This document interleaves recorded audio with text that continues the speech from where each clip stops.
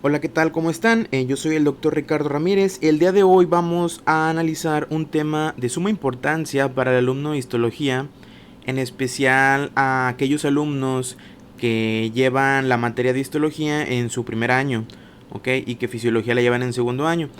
El tema de endocrinología puede resultar un poco complejo para el alumno de histología, puesto que se ven muchos temas fisiológicos, ¿ok? Entonces este tema, su principal objetivo es ayudar a ese alumno de histología a que entienda las funciones básicas de este sistema, de estos órganos endocrinos, ¿ok?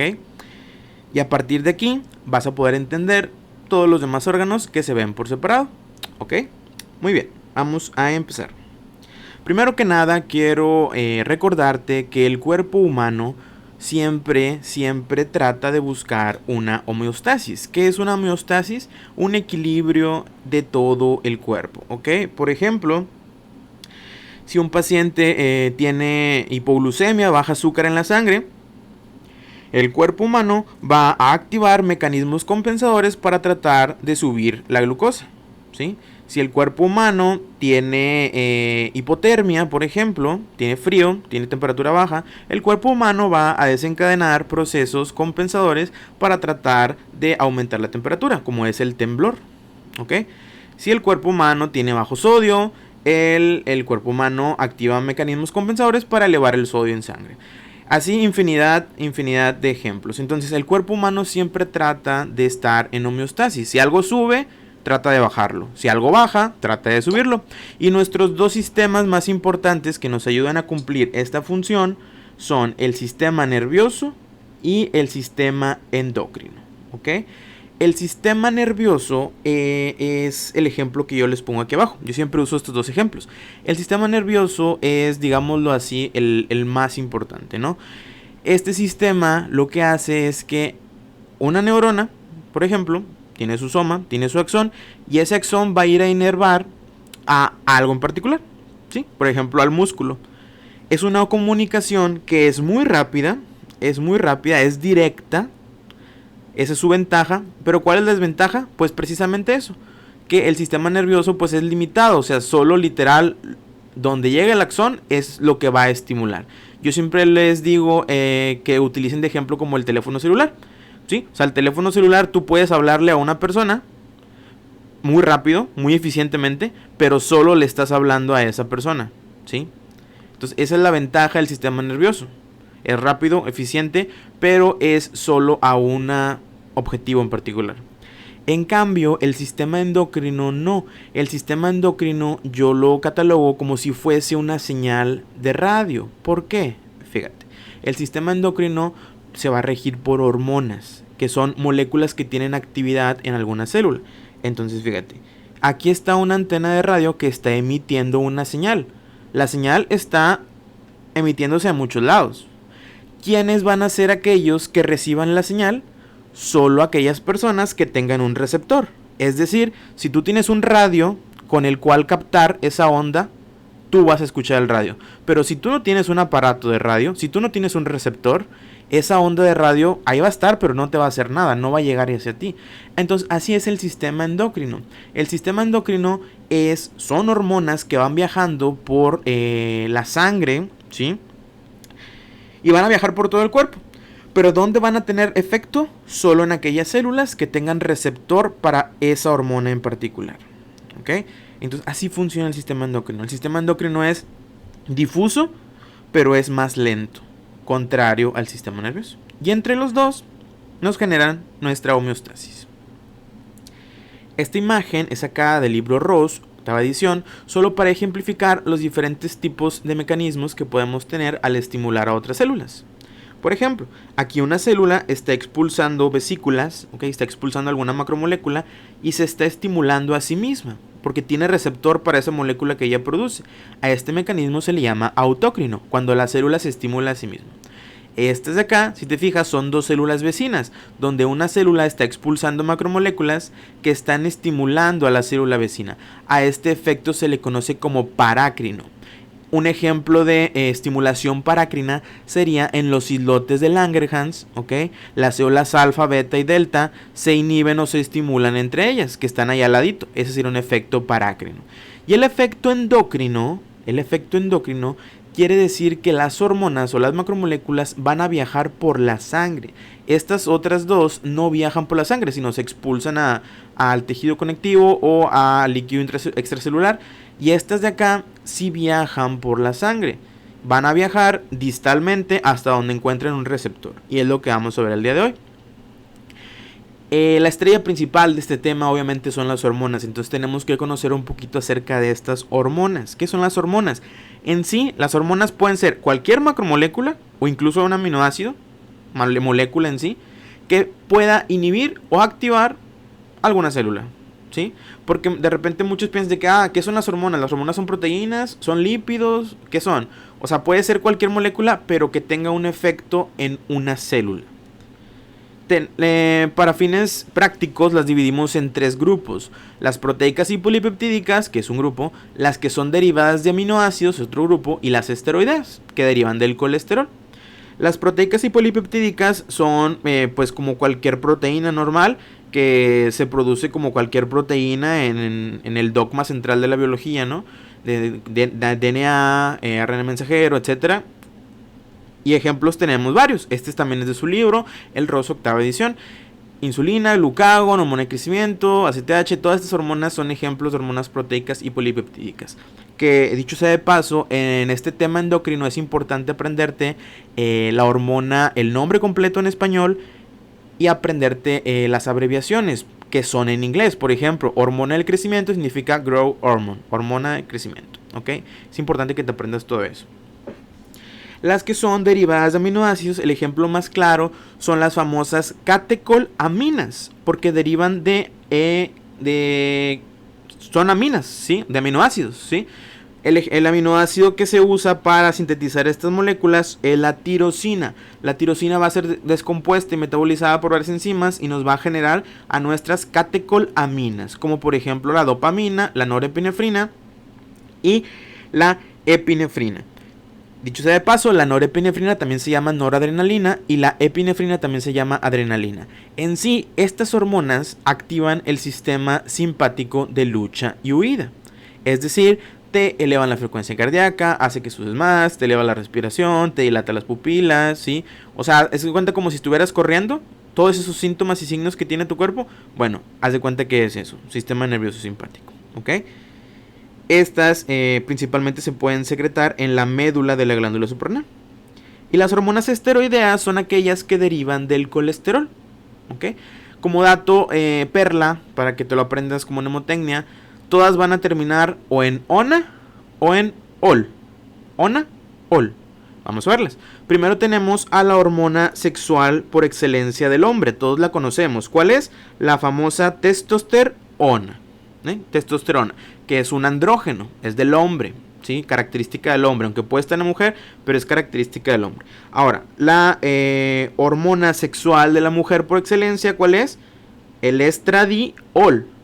Aquí en general se les conoce como estrógenos. Estrógenos tenemos de 3 tipos: estradiol, estriol y estrona. El más común, el más preguntado en exámenes de universidades, pues obviamente es el estradiol. Pero que sepas que en general se llaman estrógenos y son 3: estradiol, estriol y estrona. ¿Sí? Muy bien. La hormona sexual, bueno, la hormona del embarazo, mejor dicho, es la que está en pro de la gestación. Se llama progesterona. Está en pro de la gestación. Esta hormona va a generar una estabilidad en el embrión, en la implantación del embrión, para pues estar en pro de la gestación, ¿no? Progesterona se les llama también, progestágenos. Y luego tenemos a las hormonas que son sintetizadas en la corteza de la glándula suprarrenal, como lo son el cortisol o la corticosterona y como son la aldosterona. Si te fijas, todas terminan en ol o en ona. Estas son hormonas esteroideas, derivan del colesterol. Y se preguntarán, ¿qué importancia tiene esto? Pues bueno, tiene varias importancia. ¿Por qué? Porque depende del tipo de hormona que seas, es el tipo de receptor que vas a tener. Por ejemplo, las hormonas que eran proteicas o polipeptídicas. Y también las derivadas de aminoácidos como las catecolaminas van a tener su receptor en la membrana celular, por fuera, ¿sí? Receptor de membrana, acoplado a proteína G. En cambio, las hormonas que son esteroideas, como son esteroideas y la membrana celular es lípidos, pueden atravesar fácilmente la membrana. Por lo tanto, las hormonas esteroideas, algunas van a tener su receptor en el citoplasma y otras lo van a tener dentro del núcleo. Pero lo verdaderamente importante es acerca de las hormonas tiroideas, T3 y T4. ¿Por qué? Porque estas hormonas son especiales ya que van en contra de la regla. Estas hormonas literalmente entran como agua, ¿sí? Como un cuchillo en una mantequilla y se meten hasta el núcleo. Tienen receptores intranucleares, las hormonas tiroideas. Pueden aplicar la transcripción génica de proteínas y por eso son tan importantes, T3 y T4. ¿Ok? Ahora, ya que hablamos un poquito de hormonas, vamos a hablar cómo está dividido el sistema hipotálamo hipoficiario. ¿Ok? Yo les había dicho que los dos sistemas que rigen a nuestra homeostasis era el sistema nervioso y el sistema endocrino, ¿no? Hay un momento en el que estos dos se unen y a esto se le conoce como eje hipotálamo hipoficiario. Yo siempre lo he querido ver como, imagínate que tú tienes una fábrica, una empresa y el jefe, Big Boss, es el hipotálamo, es el que ordena y coordina todo. Y el gerente de la empresa, el segundo al mando, sería nuestra glándula hipófisis, específicamente la adenohipófisis, la parte anterior. ¿Ok? Entonces ese es nuestro gerente. Y el gerente va a tener a cargo varios trabajadores que les va a dar órdenes. Sería el tercer nivel. ¿Me explico? Como son la glándula tiroides, la glándula suprarrenal, testículos, ovarios, glándulas que están distales a este eje. ¿Sí me explico? Entonces, quedamos que el jefe es el hipotálamo, el gerente es la adenohipófisis y los trabajadores son las demás glándulas. Ok, ¿cómo funciona esto? Fíjate, todo funciona con hormonas liberadoras de... En el hipotálamo hay núcleos hipotalámicos, que son acumulaciones de somas neuronales que van a secretar, van a producir hormonas. Y está bien sencillo, fíjate. En el caso del eje hipotálamo hipoficiario, hay núcleos que van a secretar hormonas liberadoras de... Y la clave es saber la abreviación. ¿Qué significa la palabra RH? Significa Release Hormone. Release Hormone, ¿ok? No se te debe olvidar eso. Entonces, fíjate, en el hipotálamo se va a producir y se va a secretar una hormona que se llama TRH. ¿Qué significa? Hormona liberadora de tirotrofina. Tirotrofina. Esa hormona va a viajar por el plexo porta hipoficiario. Ojo, no es directo. La neurona aquí está, tiene su axón, pero no viaja directo. Viaja por el plexo porta hipoficiario y mediante la sangre llega a la adenohipófisis. ¿Ok? Entonces se secreta acá arriba TRH, Release Hormone, hormona liberadora de tirotrofina. Llega a la hipófisis a estimular a una célula para liberar tirotrofina, que en este caso también se llama TSH u hormona estimulante de tiroides. ¿Te fijas cómo la hormona de arriba llega a la adenohipófisis, estimula a una célula para que produzca la hormona que correspondía? Está bien fácil. Si tú te aprendes las hormonas que se secretan aquí abajo, las de arriba solo le tienes que agregar RH. Por ejemplo, la GH, hormona del crecimiento, se produce en la adenohipófisis. ¿Quién va a estimularla? La GHRH. ¿Sí? Es decir, en el hipotálamo se produce GHRH, hormona liberadora de hormona de crecimiento. Esta hormona viaja por el plexo porta, llega a la adenohipófisis, estimula a la célula y libera GH. Y así sucesivamente con las demás. Solo hay una excepción a la regla, la prolactina. ¿Qué pasa con la prolactina? Fíjate, todos estos estímulos que te comenté son estímulos positivos. Es decir, esta hormona estimula a la célula para que se produzca. Son estímulos positivos. Pero el de la prolactina es diferente. Son estímulos negativos. ¿Qué quiere decir esto? Fíjate. El hipotálamo siempre está sintetizando dopamina. El hipotálamo siempre sintetiza dopamina y la dopamina está inhibiendo siempre a las células que producen prolactina. Eso es lo normal. ¿Ok? O sea, la dopamina siempre tiene un tono inhibitorio para que no haya prolactina.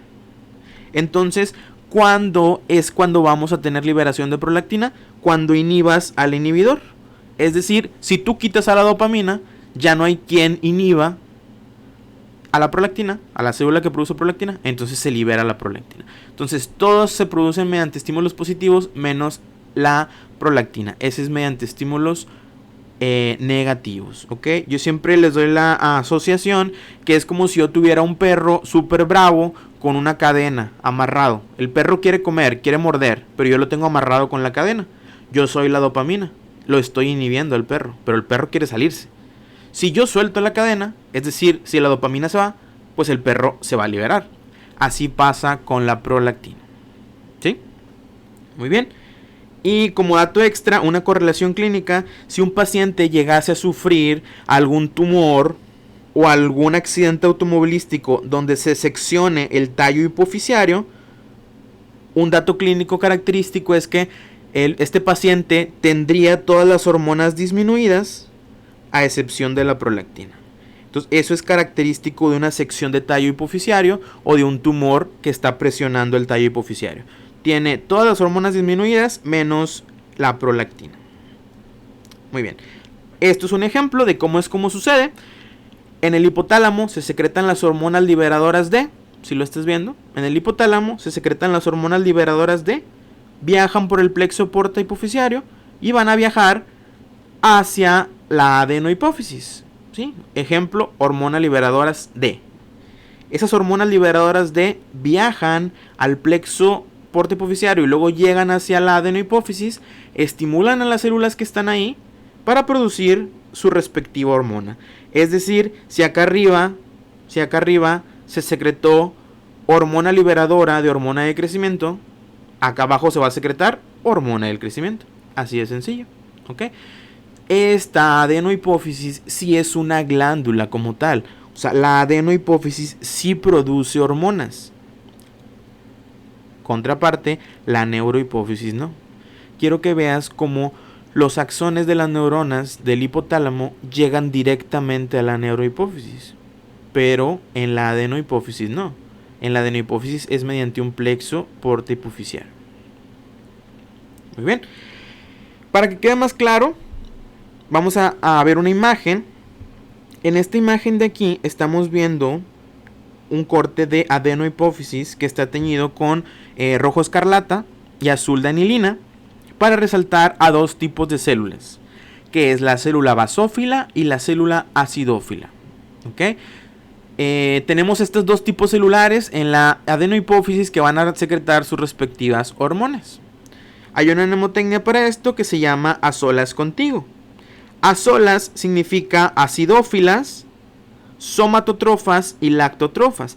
Es decir, las células acidófilas van a ser dos, las somatotrofas y las lactotrofas. Las somatotrofas secretan somatotrofina, sinónimo de hormona del crecimiento. Las lactotrofas secretan lactotrofina, sinónimo de prolactina o de mamotrofina. Es importante que te acuerdes etimológicamente qué significa la palabra trofos. La palabra trofos significa nutrir. ¿Ok? Entonces, somatotrofina significa nutrir al cuerpo, o sea, hormona del crecimiento. Soma es cuerpo. Lactotrofina, prolactina, ¿sí? Mamotrofina estimula a la mama, ¿ok? Para producir leche. Y contigo son las demás, son las basófilas, por descarte. Corticotrofas, tirotrofas y gonadotrofas. Las corticotrofas van a producir corticotrofina, que es la ACTH. Las tirotrofas van a producir tirotrofina, que es la TSH. Y las gonadotrofinas van a producir, las gonadotrofas van a producir gonadotrofinas, que en este caso son dos, FSH y LH. Es importante que te aprendas esto. Ahora, ¿cómo funciona esto? De la siguiente manera. Ve, las células acidófilas siempre las vemos de color rosa, rojito, ¿ok? Y las células basófilas siempre las vamos a ver como color más oscuro, moradito, ¿ok? Basófilo, pues. Entonces, fíjate, esto es el hipotálamo. Supongamos que en hipotálamo se secretó hormona liberadora de hormona del crecimiento. Esta hormona va a viajar por el plexo porta hipoficiario y va a llegar a la adenohipófisis a estimular a la célula acidófila. ¿Y qué va a producir la célula acidófila? Pues hormona del crecimiento, así de sencillo. Por ejemplo, acá abajo, la hormona liberadora de corticotrofina va a estimular, pero a la célula basófila ahora. ¿Para producir qué? Pues corticotrofina, que se llama ACTH también. Así de sencillo, solo tienes que aprenderte qué célula secreta qué sustancia y quién la va a estimular. ¿Ok? Muy bien. Y a raíz de este eje hipotálamo hipoficiario se secretan las hormonas que ya conocemos y van a tener efecto en varios lugares. Por ejemplo, la TSH, tirotrofina, que se secreta en la hipófisis, va a viajar a la tiroides para estimular a la tiroides. Su única función es estimular a la tiroides.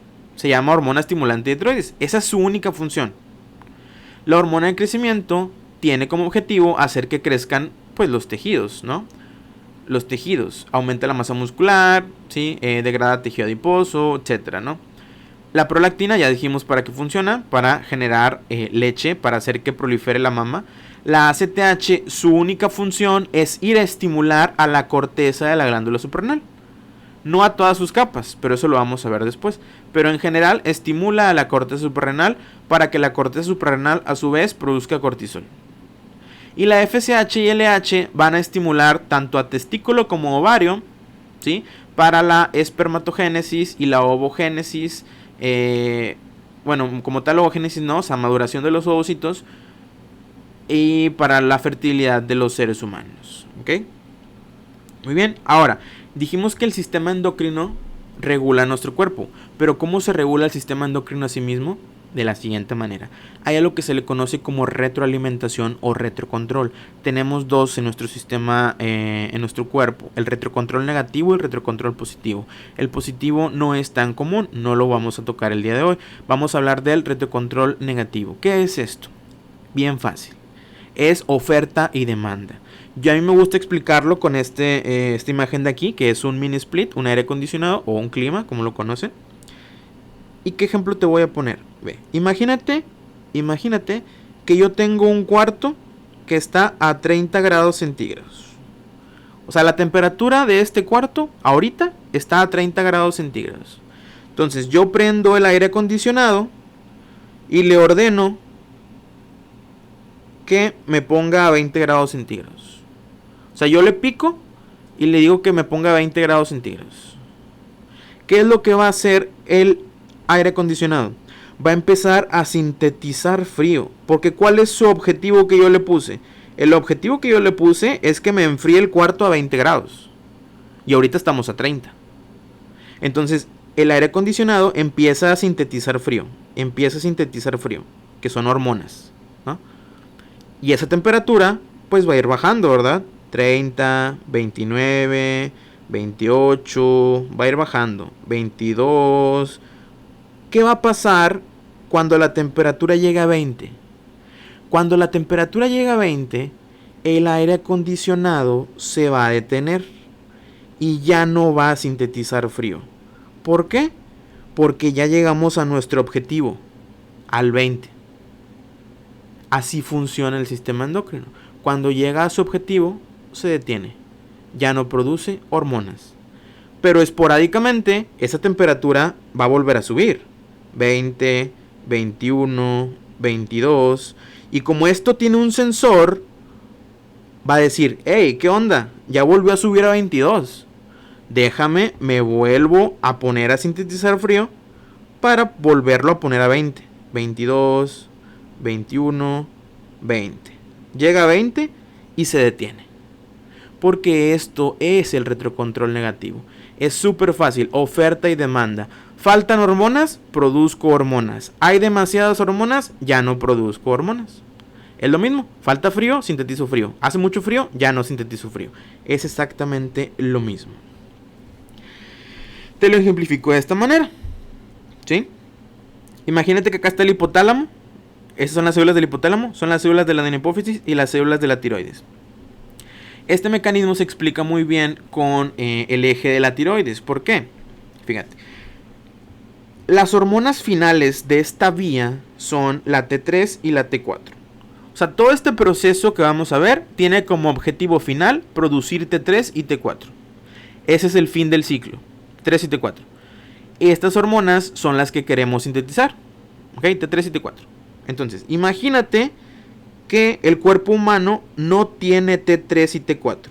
Acuérdate que habíamos hablado que el hipotálamo era el jefe de la empresa, la adenohipófisis era el gerente y la tiroides era el trabajador, ¿verdad? Bueno, entonces imagínate que en el cuerpo humano no hay T3 y T4, no existe, no hay. ¿Qué crees que va a decir el jefe si no hay producción de producto? El jefe va a decir, hey, ¿qué onda? Yo ocupo producto, quiero que la fábrica esté trabajando. Entonces, el hipotálamo con hormonas liberadoras estimula a su gerente, a la adenohipófisis, con TRH. La adenohipófisis va a responder produciendo TSH y la TSH va a estimular a sus trabajadores, a la tiroides. Y la tiroides se va a poner al tiro y va ahora sí a producir T3 y T4. ¿Ok? Pero supongamos que ahora el inventario está muy lleno. Ya hay demasiada T3 y T4. Demasiada.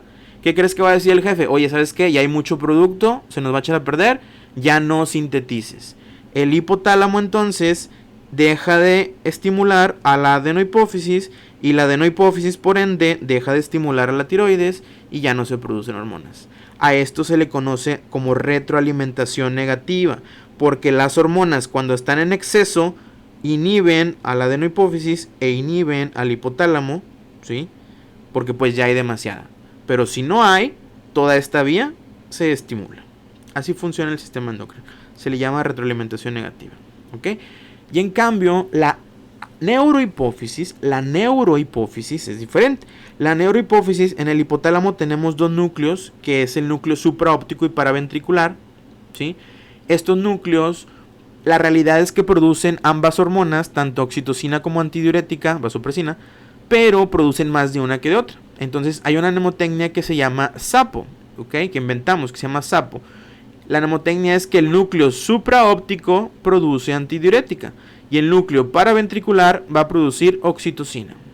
Si te fijas, los axones de estas neuronas sí llegan directamente hacia la neurohipófisis. Importante, la neurohipófisis no produce hormonas, no las produce, solo las va a almacenar y las va a liberar. Porque ¿dónde se producen estas hormonas? Se producen acá arriba en hipotálamo. Eso es muy importante que te lo aprendas. La oxitocina y la antidiurética vasopresina se producen en hipotálamo, se sintetizan en hipotálamo, viajan por los axones, llegan hacia la neurohipófisis y se almacenan aquí. Y de aquí se van a liberar. La neurohipófisis es como una bodega donde solo se van a almacenar y luego posteriormente liberar estas hormonas, que son la antidiurética vasopresina y la oxitocina. ¿Ok? Eso es súper importante que lo entiendas. La antidiurética o vasopresina tiene la función de reabsorber líquido de los túbulos colectores, ¿sí? Para recapturar líquido.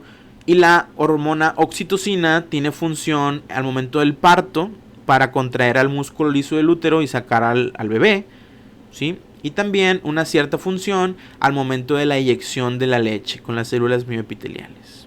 ¿Ok? Muy bien. Espero te haya servido mucho este video. Si quieres buscar más contenido, sigue a esta página, Histoblastos. ¿Ok? Soy un administrador de esta página. Subo contenido, imágenes señaladas, videos, preguntas de encuestas, ¿sí? en historias de Instagram, que la verdad está muy didáctico y si estás llevando histología te va a servir mucho. O si te gusta mucho la histología, también para que repases, te va a servir también demasiado. ¿Ok? Cualquier duda que tengas, puedes ponerlo aquí en los comentarios y trataremos de responderlo lo más pronto que podamos.